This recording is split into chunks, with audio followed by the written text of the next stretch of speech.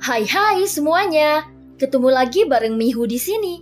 Oh iya, kali ini Mihu akan membawakan alur cerita dari film Donghua yang berjudul Battle Through the Heaven. Mihu mengingatkan sekali lagi ya bahwa konten ini full spoiler.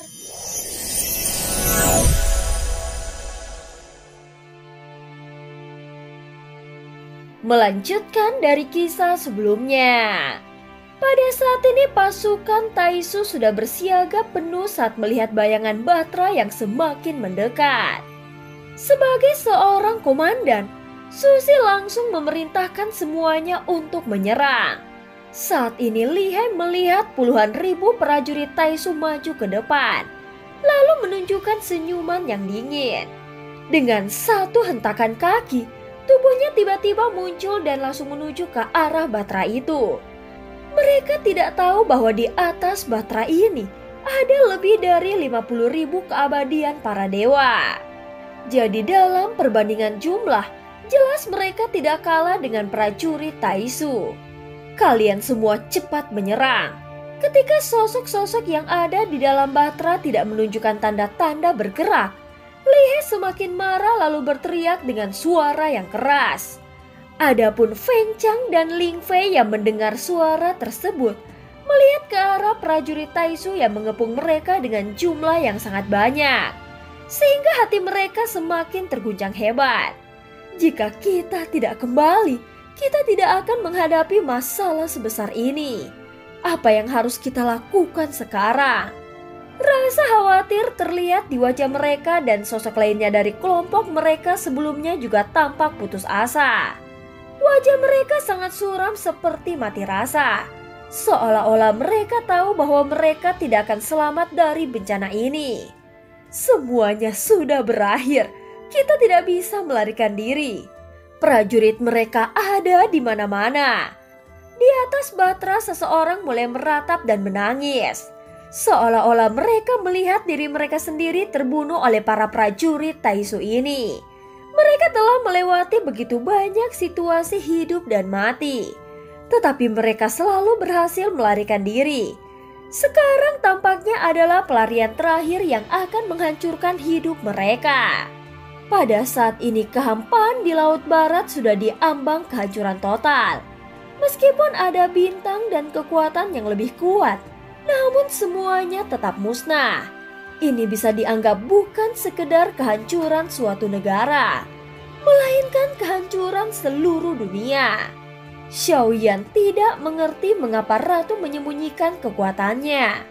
Namun 50.000 prajurit keabadian yang dibawanya seolah-olah dikerahkan untuk menyelesaikan misi ini.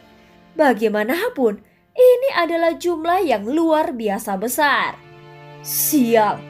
Jika dunia sensi memang memiliki kekuatan keabadian sebanyak ini, mengapa mereka tetap diam di tengah pembantaian yang dilakukan oleh Taisu?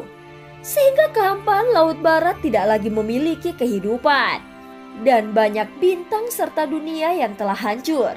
Mengapa? Apakah semua ini hanya untuk mendukung pertumbuhanku?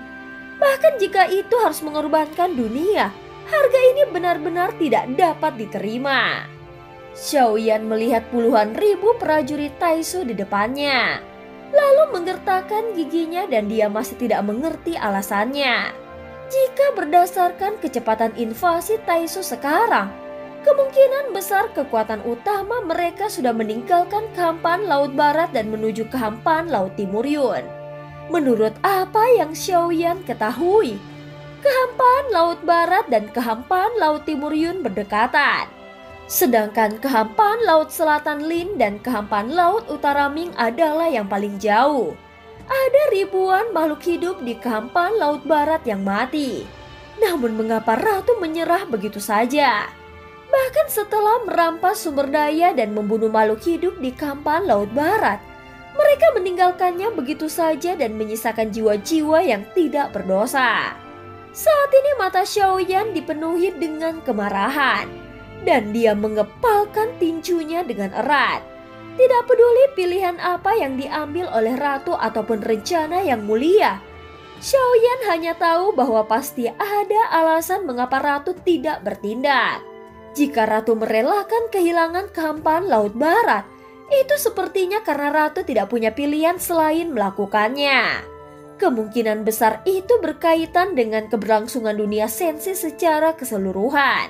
Saudara-saudara dari dunia kuno, dewa abadi dan iblis, saat ini aku hanya bisa mengandalkan kalian.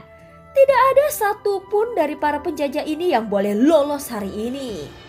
Setelah merenung beberapa saat, Xiaoyan mulai berbicara dengan nada yang penuh kebencian. Kemudian keabadian para dewa dari dunia kuno, dewa abadi dan iblis yang mengikutinya datang tanpa keraguan. Bahkan mereka siap mengikuti perintah Xiaoyan. Hal ini sebenarnya sangat sederhana. Mereka menganggap bahwa invasi Taisu ke Sensi pada dasarnya sama dengan kehancuran penghalang dunia kuno, dewa abadi dan iblis. Mereka juga sudah menganggap Xiaoyan sebagai penyelamat mereka dan telah memutuskan untuk tidak takut mengorbankan diri. Selain itu, mereka melihat harapan di dalam diri Xiaoyan, sehingga mereka begitu tegas dalam bertindak. Penakut, kalian tidak berani keluar, aku akan menghancurkan kalian semua.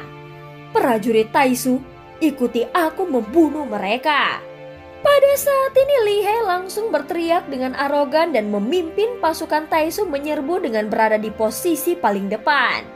Hal ini bukan karena keberaniannya, tetapi karena dia ingin mendapatkan penghargaan atas kemenangan pertama. Sepertinya jika seseorang berhasil membunuh musuh pertama, maka mereka akan diakui sebagai pahlawan. Namun Susi masih terlihat lebih tenang dan mengamati dengan tatapan yang penuh konsentrasi.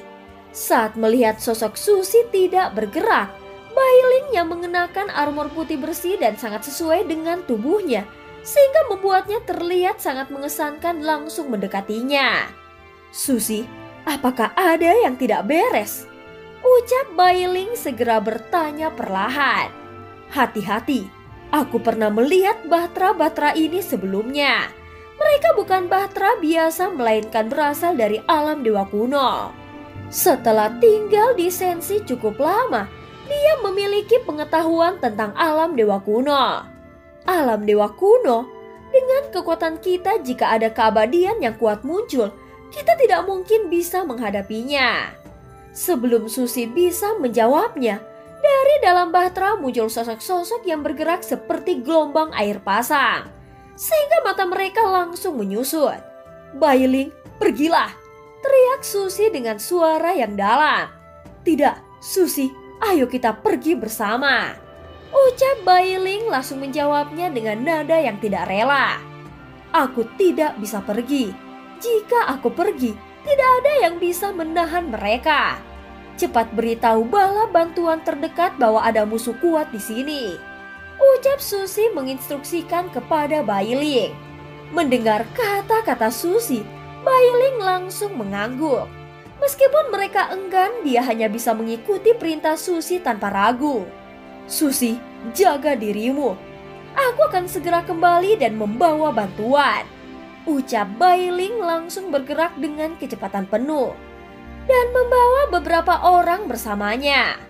Buka semua formasi.